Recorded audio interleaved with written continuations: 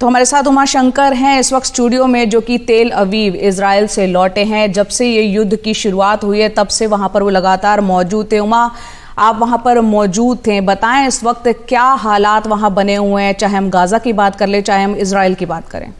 जी देखिए, अभी जो कल अस्पताल पे जो हमला हुआ है उसको लेकर अगर बात करें तो बहुत ही ज़्यादा सिचुएशन जो पहले से गंभीर थी वो और ज़्यादा कॉम्प्लिकेट हो गई है। कोशिश ये की जा रही थी कि किसी तरीके से कूटनीतिक तरीके से इस बात को कंटेन किया जाए और इस युद्ध को जो हमास और इजराइल के बीच है उसको वहीं तक कंटेन रहने दिया जाए। और इसी सिलसिले में आज अमेरिकी राष्ट्रपति जो बाइडेन जो हैं वो इजराइल पहुँचे हैं। इजराइल में जो उनका कार्यक्रम है वो पीएम नेतन्याहू से तो मिलने का है ही, लेकिन इसके अलावा जॉर्डन जाकर उनका जॉर्डन के किंग अब्दुल्ला के साथ और उसके बाद इजिप्ट के राष्ट्रपति के साथ और जो फ़िलिस्तीनी राष्ट्रपति हैं उनके साथ भी बातचीत का उनका प्रोग्राम था। लेकिन जब से ये हमला हुआ है अस्पताल पर उसके बाद जॉर्डन ने इस बातचीत से वो निकल गया है और ये जो मुलाकात है वो नहीं होने जा रही है। ये मुलाकात कई मायनों में काफ़ी अहम थी, क्योंकि इसके ज़रिए एक तरफ तो जो फ़िलिस्तीन के राष्ट्रपति हैं उनको ये समझाने की कोशिश की जानी थी कि जो हमास है वो फ़िलिस्तीनियों को रिप्रेजेंट नहीं करता और इसलिए जो फ़िलिस्तीन अथॉरिटी है उनकी तरफ से भी जो जान माल का नुकसान हुआ है, जो आतंकी हमले में हुआ है, उसकी भी निंदा की जानी चाहिए। ये बात पहले भी फ़ोन पर बातचीत के ज़रिए जो बाइडेन जो हैं वो महमूद अब्बास को बता चुके। लेकिन अब क्योंकि ये मुलाकात हो ही नहीं रही तो जो एक गतिरोध दूर करने की कोशिश थी वो अब मुमकिन नहीं हो पाएगी। अमेरिका पूरी तरह से इजराइल के साथ खड़ा है, इस बात को एलानिया तौर पे वो कह चुका है। वो सैन्य ताकत के साथ भी भूमध्य सागर में उसने अपने 2 जो समुद्री बेड़े हैं वो भेजे हैं और इसके अलावा उनके फाइटर जेट्स इस इलाके में हैं। तो जो कूटनीतिक स्तर पे बातचीत हो रही थी और जिसका एक मकसद ये था कि ईरान पे एक दबाव बनाया जाए, क्योंकि वो किसी भी तौर पे जो इस युद्ध में एक भागीदार ना बने, इससे एस्केलेशन और ज़्यादा बढ़ेगा और इस पूरे इलाके के युद्ध के पूरे इलाके में फैल जाने की जो आशंका है वो बनी हुई है।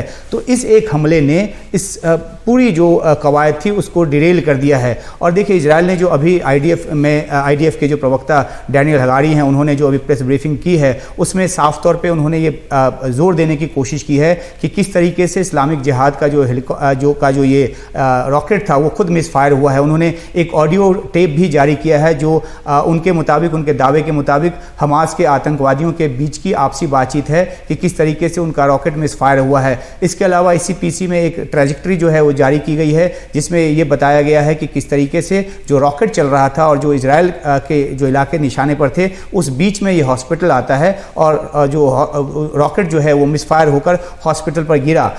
और ये भी बताया गया है कि किस तरीके से 30 से 40% रॉकेट जो है वो मिसफायर होता है जब इजराइल की तरफ से वो दागा जाता है। तो इन सब बातों के ज़रिए इजराइल अपने इस दावे पर कायम है और उसको और जोर देने की कोशिश कर रहा है कि ये फायर जो है उसकी तरफ से नहीं किया गया। और इसके पीछे की वजह यह है कि क्योंकि एक इंटरनेशनल दबाव जो पहले से इजराइल पे था और वो ज़्यादा बढ़ गया है और इसलिए अपने डिफेंस में इजराइल जो है तमाम बातें कह रहा है। इधर जो बाइडेन ने अपने जो नेशनल सिक्योरिटी टीम है उन्होंने कहा है कि इस पूरे मामले की जो पड़ताल है वो की जाए, तथ्यों का पता लगाया जाए। तो देखना होगा कि अंत में बात क्या साबित होती है। क्या ये दुविधा बरकरार रहती है कि किसने फायर किया, किसका ये रॉकेट था, या जिन तथ्यों के साथ इजराइल सामने आ रहा है क्या कोई और दूसरा देश भी उन तथ्यों के साथ सामने आकर ये बताने की कोशिश करता है कि वाकई में इजराइल की तरफ से किया गया ही ये हमला है। तो कुल मिलाकर स्थिति ज़्यादा कॉम्प्लिकेट हो गई है। अब बाइडेन जो है वो पहुंचे हैं, नेतन्याहू से क्या बात होती है, ह्यूमैनिटेरियन असिस्टेंस को लेकर गाजा में जाने देने को लेकर एक सहमति बनी थी, उसके बाद ही ये जो दौरा है वो कंफर्म हुआ। तो अब उसको लेकर क्या कुछ बात आगे बनती है ये सब देखने की बात होगी। और बंधक संकट तो अपनी जगह है ही। तो इजराइल जो है पूरी तरीके से आमदा है कि वो जो मिलिट्री कैपेबिलिटी है हमास की उसको ख़त्म करेगा, लेकिन जिस तरीके से वहाँ आम लोग इस निशाने पर आ रहे हैं, उसकी जद में आकर जान गंवा रहे हैं, ये सबके लिए एक चिंता की बात है। सबके लिए चिंता की बात है। और उमा, यहाँ पर यह भी है कि गाजा की आबादी का बार बार जिक्र हो रहा है। 20-22 लाख आबादी है, इसमें ज़्यादातर छोटे बच्चे हैं और जिस तरह के हमले यहाँ पर हो रहे हैं, एक बार बार जो मुद्दा उठ रहा है वो है इंटरनेशनल ह्यूमैनिटेरियन लॉज का। इस तरह के युद्ध में जो एक अंतर्राष्ट्रीय मानवीय कानून है, आपको लग रहा है उनका कहीं भी पालन होता हुआ दिख रहा है क्या? देखिए, एक बहुत ही व्यापक कानून है। इसमें साफ तौर पे रेखांकित किया गया है कि जो लोग, जो शहरी जो युद्ध में भागीदार नहीं हैं कहीं से भी, चाहे वो महिला हों, बच्चे हों या अब दूसरे नागरिक हों, उनको किसी भी तौर पर इस कन्फ्लिक्ट में नहीं लाया जाएगा, उन पे निशाना नहीं बनाया जाएगा। तमाम जो कायदे हैं वो गढ़े गए हैं कि आखिरकार इस तरह की सिचुएशन हो तो कैसे इससे बच के निकलना है और किस तरीके से जो आम शहरियों का जो नुकसान है वो कम से कम हो, ये बात तय हो। और जो बाइडेन का जो दौरा है, उन्होंने भी घोषित तौर पे कहा था कि जो आम शहरियों का नुकसान कम से कम हो, जान माल की क्षति कम से कम हो, इस तरीके से युद्ध लड़ा जाए। और इस बात को लेकर इजराइल को भी तैयार करने की एक कोशिश जो है वो होगी। इजराइल अपनी तरफ से कहता रहा है कि क्योंकि उसको आम शहरियों की चिंता है, इसलिए उसने उत्तरी गाजा से 11 लाख लोगों को दक्षिणी गाजा चले जाने को कहा। हालांकि उसमें भी एक पेंच ये निकलकर सामने आता है कि जब इतनी बड़ी आबादी विस्थापित हो रही है, अपने ही इलाके में एक जगह से दूसरी जगह जा रही है, तो उसके साथ बहुत तरह की जो त्रासदियाँ हैं वो जुड़ी हुई हैं। तो ये वॉर क्राइम जो है वो एलिज किया जा रहा है गाजा की तरफ से कि वॉर क्राइम किया जा रहा है। और संदर्भ जो है यूक्रेन और रूस युद्ध का भी लेकर आया जा रहा है और कहा जा रहा है कि दो तरह के मापदंड नहीं अपनाए जा सकते।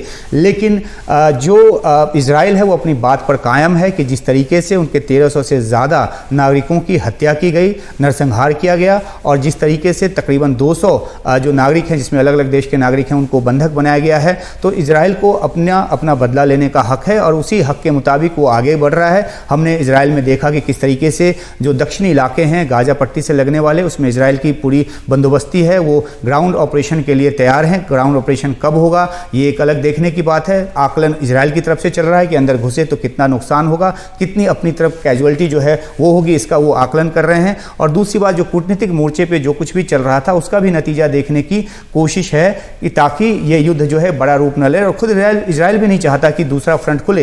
हिजबुल्लाह जो है वो उत्तर से आक्रमण कर रहा है, लेबनान बॉर्डर पर भी भारी बंदोबस्ती है, और अगर दो मोर्चे खुले तो इजराइल के पास बेशक सैन्य शक्ति बहुत मजबूत हो, अमेरिका जैसे देश का उसको साथ हो, लेकिन जो एक नुकसान की बात है वो तो होगी ही। तो ये मनाने की कोशिश की जा रही है, समझाने की कोशिश की जा रही है, लेकिन ये सब कोशिश जब चल रही थी उस बीच में ये अस्पताल पर हमला हो गया और जो सिचुएशन है और ज़्यादा ख़राब नज़र आ रही है। सिचुएशन और ज़्यादा आप बता रहे ख़राब नज़र आ रही है। जो सिचुएशन इस वक्त बनी हुई है उमा, क्या लग रहा है कि क्योंकि हम देख रहे हैं इजराइल दौरे पर अब अमेरिकी राष्ट्रपति भी पहुंचे और जो विस्तार होता चला जा रहा है इस जंग का, क्या दुनिया तीसरे विश्व युद्ध की कगार पर दिख रही है?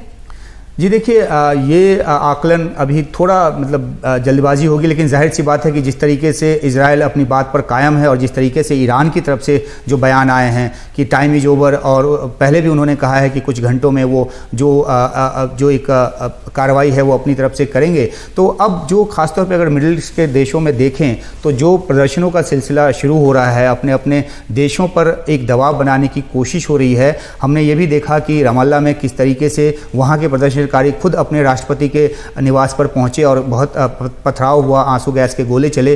तो जो अलग अलग देशों में, चाहे वो जॉर्डन हो, चाहे वो लेबनान हो, वहाँ पे भारी तादाद में प्रदर्शनकारी जुट रहे हैं। कहीं पे इजराइल एम्बेसी के खिलाफ प्रदर्शन हो रहा है, कहीं पर जो अमेरिकी एम्बेसी है उसके खिलाफ प्रदर्शन हो रहा है। हमास कह रहा है कि जो हमला हुआ है और इस तरह के हमले में इजराइल के साथ साथ अमेरिका भी दोषी है। तो ये जो एक जनमत जो बन रहा है और उसके मुतल्लिक हर एक देश पे अपना दबाव होगा कि वो हमास के साथ दिखे, गाजा के लोगों के साथ दिखे और फिलिस्तीन के कौज के साथ दिखे।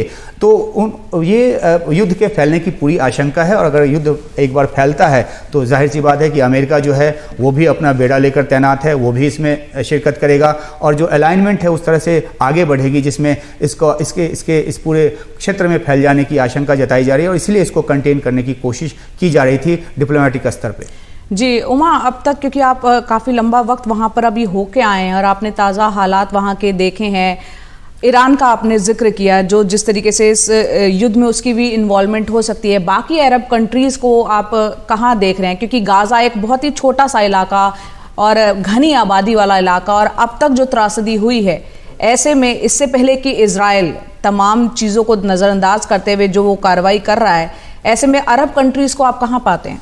ये देखिए, तमाम के तमाम देश जो हैं वो फ़िलिस्तीन कॉज के साथ खड़े हैं और उनमें से अधिकतर का ये मानना है कि ये जो इजराइल है वो फ़िलिस्तीन की ज़मीन को कब्ज़ा करके वो एक देश बना है और इसलिए बहुत सारे जो देश हैं वो इजराइल को मान्यता नहीं देते। तो अब जब एक स्थिति ऐसी हुई है कि जिसमें हमास की तरफ से एक हमला हुआ, उसको दुनिया ने आतंकवादी हमला कहा और उसके बाद इजराइल ने अपनी तरफ से एक रिटेलिएशन की जो कोशिश है वो शुरू की और उन्होंने रिटेलिएट किया भी। हवाई हमले जो हैं वो 2 दिन पहले तक ही 6000 से ज़्यादा हो गए थे, अब तो और ज़्यादा हो गए होंगे। तो बड़ी तादाद में उन्होंने वहाँ पे लोगों को मारे भी हैं, आम सिविलियन भी उसकी जद में आए हैं। जो अभी ताज़ा आंकड़ा गाज़ा की तरफ से आया उसमें 3200 लोगों के मारे जाने की बात उसमें जो है वो की गई है। तो एक सिचुएशन इस तरह की है कि इजराइल अपनी सैन्य ताकत के बूते आगे बढ़ने की कोशिश कर रहा है, लेकिन वो चारों तरफ से चुनौतियों से घिरा हुआ है, चाहे वो सीरिया हो, चाहे वो लेबनान हो, चाहे वो जॉर्डन हो, चाहे वो अगर ईरान की बात करें। तो ये इन चुनौतियों के बीच कैसे एक रास्ता निकलेगा। एक अमेरिका का साथ उसको ज़रूर है जो कि एक बहुत बड़ी शक्ति है, लेकिन क्या उस शक्ति के बूते जो फ़िलिस्तीनी कॉज के लिए जो देश अपनी आवाज़ बुलंद करते रहे हैं और जिस तरीके से अभी ईरान की तरफ से जो एक धमकी भरा जो एक बयान है वो आया है, तो क्या उसको कंटेन कर पाना मुमकिन होगा, ये निर्भर करता है। और बाइडेन का ये दौरा, जैसा कि हमने शुरुआत में भी कहा कि काफ़ी अहमियत रखता था, लेकिन उसकी जो अहमियत है इस बात में कम हो गई है क्योंकि अब जो है जॉर्डन के साथ या इजिप्ट के साथ या फ़िलिस्तीनी राष्ट्रपति के साथ उनकी जो मुलाकात है वो नहीं हो पा रही, बात नहीं होगी। तो एक तरफा खड़ा होता दिखेगा अमेरिका अगर आगे बढ़ेगा तो, और इसलिए उस पर भी अब ये दबाव होगा कि इजराइल को किसी तरीके से रोके, जिस हिसाब से वो आगे बढ़ना चाह रहा है उसको रोके, क्योंकि उससे और ज़्यादा जो दुनिया के देशों का जो दबाव है वो अमेरिका के खिलाफ भी बढ़ेगा। तो इसलिए बहुत बड़ी जिम्मेदारी लेकर बाइडेन जो है अभी इजराइल में पहुंचे हैं। देखना है कि यहाँ से क्या कुछ निकल कर सामने आता है।